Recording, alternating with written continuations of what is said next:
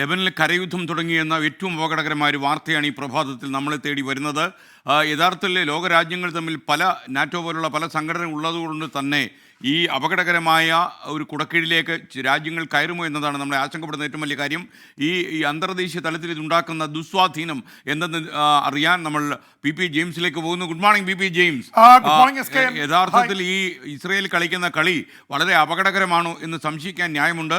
ലെബനിലേക്ക് കടന്നു എന്ന് പറഞ്ഞാൽ ഒരു റിയൽ യുദ്ധം ആരംഭിച്ചു എന്നാണല്ലോ.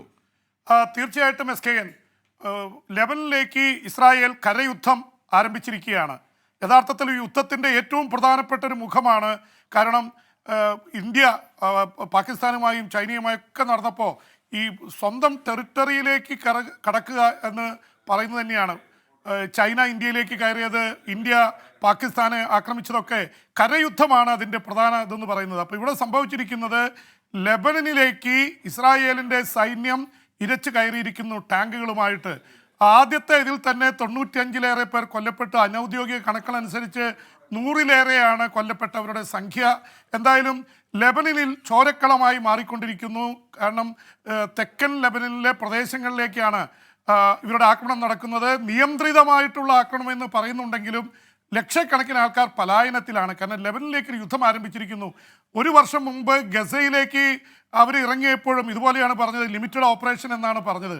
പക്ഷേ ഒരു വർഷം തികയാണ് അടുത്ത ദിവസങ്ങളിൽ. പക്ഷേ ഒക്ടോബർ 7-ന് ആരംഭിച്ച യുദ്ധം ഈ ഒക്ടോബർ 7 വരുമ്പോൾ യഥാർത്ഥത്തിൽ 6 ദിവസം കൂടി കഴിഞ്ഞ് ഒരു വർഷമാവുന്നു ഗസയിലെ യുദ്ധം.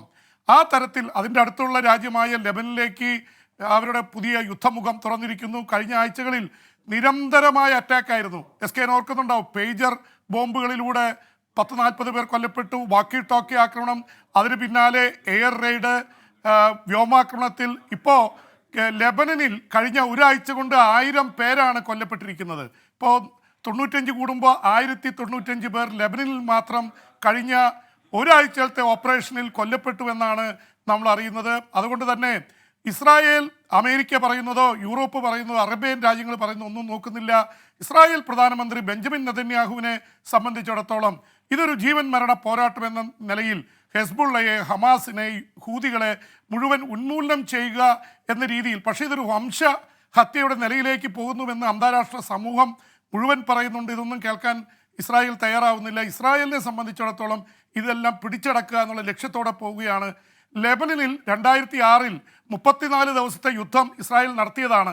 അവിടെ ഒരു വിജയിച്ചു കൊണ്ടിരിക്കുമ്പോഴാണ് ഇസ്രായേലിലെ സൈനികരെ ഹെസ്ബുള്ള തട്ടിക്കൊണ്ടുപോയത്. പിന്നീട് ആ യുദ്ധം അവസാനിപ്പിക്കേണ്ടി വന്നു. ഒരു തരത്തിൽ ഇസ്രായേലിന് തിരിച്ചടിയേറ്റ ഒരു യുദ്ധം കൂടിയായിരുന്നു അത്. അപ്പോൾ സ്വാഭാവികമായിട്ട് SKN ഇത്തവണ വളരെ തന്ത്രപരമായിട്ടുള്ള നീക്കങ്ങളാണ് നടത്തിയിരിക്കുന്നത്. Step by step. ആദ്യം പേജർ പൊട്ടിത്തെറിക്കുന്നു, വക്കി ടോക്കി, അതിന് പിറകെ വ്യോമാക്രമണങ്ങൾ, അങ്ങനെ. അതുപോലെ ഹെസ്ബുള്ളയുടെ നേതാക്കളെ, ഹസൻ നസ്രുള്ളയടക്കം ഏതാണ്ട് 25ഓളം ഹെസ്ബുള്ളയുടെ തലപ്പത്തുള്ളവരെ മുഴുവൻ വധിച്ച ശേഷമാണ് ആകെ അവരുടെ ചെയിൻ ഓഫ് കമാൻഡ് തകർത്തിട്ടാണ് മുന്നേറുന്നത്. പക്ഷേ ഹെസ്ബുള്ളയുടെ 1 ലക്ഷം പരിശീലനം ലഭിച്ച സേനയുണ്ടവർക്ക്. ഏറ്റവും കൂടുതൽ ടണൽസ് ഉണ്ട്. ഒരുപക്ഷെ ഗസയിൽ ഉള്ളതിനേക്കാൾ കൂടുതൽ ടണൽസ് ഉണ്ട് SKN. അതുകൊണ്ട് തന്നെ ഈ ടണലുകളിൽ ഇരുന്ന് ഒളിയുദ്ധമായിരിക്കും ഹെസ്ബുള്ള നടക്കുന്നത്. അത്ര എളുപ്പമൊന്നുമല്ല ഇസ്രായേലിന് കടന്നു കയറാൻ. ഒരു വർഷം കഴിഞ്ഞിട്ടും ഗസയിൽ ഹമാസിനെ തോൽപ്പിക്കാൻ കഴിഞ്ഞിട്ടില്ല. ഇപ്പോഴും ഏതാണ്ട് പകുതിയിലധികം ഹമാസിൻ്റെ ആൾക്കാർ ഒളിയുദ്ധത്തിലൂടെ, തുരങ്കങ്ങളിലൂടെ ഇസ്രായേൽ സേനയുമായി ഏറ്റുമുട്ടിക്കൊണ്ടിരിക്കുകയാണ്. അതുകൊണ്ട് ഹെസ്ബുള്ള ലോകത്തിലെ ഏറ്റവും ശക്തമായിട്ടുള്ള പാരാമിലിറ്ററി ഫോഴ്സാണ്. ഒരു രാജ്യത്തിൻ്റേതല്ലാത്ത ഏറ്റവും വലിയ സംവിധാനം ലെബനനിൽ തന്നെ നിയന്ത്രിക്കുന്ന അവരാണ്. ഒരു സമാന്തര സർക്കാരാണ്. ഹെസ്ബുള്ളയുടെ നേതാവ് കൊല്ലപ്പെട്ടെങ്കിലും പുതിയ നേതാവ് ഹാഷിം രംഗത്ത് വന്നു കഴിഞ്ഞു. എന്തായാലും ഇതെല്ലാം വെച്ച് നോക്കുമ്പോൾ ഈ ലെബനനിലേക്കുള്ള കരയുദ്ധം തന്ത്രപ്രധാനമാണ്. SKN നേരത്തെ പറഞ്ഞ പോലെ ഇത് അമേരിക്കയുടെ കപ്പലുകളും യുദ്ധക്കപ്പലുകൾ, വിമാനങ്ങളൊക്കെ ഇവിടെ എത്തുന്നു. തീർച്ചയായിട്ടും റഷ്യയും ഇറാൻ, ചൈന ഇവരൊക്കെ നോക്കിയിരിക്കുകയാണ്. ഇറാൻ എന്തായാലും യുദ്ധത്തിലേക്ക് ഇറങ്ങാനുള്ള സാധ്യത വളരെ കൂടുതലാണ്. കാരണം ഇറാൻ്റെ കരങ്ങളാണ് ഹെസ്ബുള്ള, ഹമാസ്, ഹൂതികൾ. അവരുടെ കരങ്ങൾക്ക് നേരെ അടിയേറ്റ് കഴിഞ്ഞു. സ്വാഭാവികമായിട്ടും ഇറാന് വേറെ വഴിയില്ല. ഇറാൻ യുദ്ധത്തിന് ഇറങ്ങിയാൽ, ഒരു ഇറാൻ ഇസ്രായേൽ വാറിലേക്ക് കാര്യങ്ങൾ എത്തിയാൽ ഇത് വല്ലാത്തൊരു അപകടത്തിലേക്കായിരിക്കും പോകുന്നത്. ഇറാൻ്റെ പിന്നിൽ ചൈന, റഷ്യ, അതുപോലെ തന്നെ ഇസ്രായേലിൻ്റെ പിറകിൽ അമേരിക്ക. എന്തൊക്കെ അഭിപ്രായ വ്യത്യാസം ഉണ്ടായാലും അമേരിക്ക രംഗത്തിറങ്ങും. ഇതൊരു വല്ലാത്ത തരത്തിലേക്ക് മാറാതിരിക്കട്ടെ എന്ന് വിചാരിക്കാം. പക്ഷേ ഇത് പ്രശ്നങ്ങളിൽ എത്തിയിരിക്കുന്ന SKN. Okay, thank you P P James.